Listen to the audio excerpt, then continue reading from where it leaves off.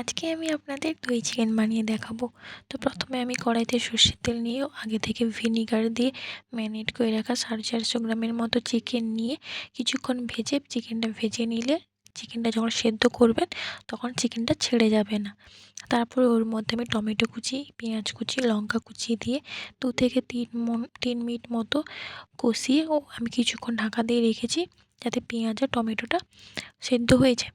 তারপরে আমি ওর মধ্যে দিয়েছি আদা বাটা, রসুন বাটা, লঙ্কা গুঁড়ো, হলুদ গুঁড়ো, লবণ দিয়ে ওটাকে 7 থেকে 10 মিনিট মতো কষিয়ে ওর মধ্যে আমি আগে থেকে ফেটিয়ে রাখা দই দিয়ে ভালো মতো আমি ওটাকে 10 থেকে 15 মিনিটের মতো কষিয়ে নিয়েছি। যখন দেখবেন মশলাটা কড়াইতে লেগে লেগে আসছে তখন ভাববেন যে আমাদের মশলা মাংস রেডি হয়ে গেছে। তারপরে আমরা যেহেতু দই চিকেন সেহেতু অল্প পরিমাণ জল দিতে হবে। অল্প পরিমাণ জল দিয়ে 2 মিনিট মতো ফুটিয়ে নামিয়ে নিন, তো রেডি হয়ে যাবে দই চিকেন।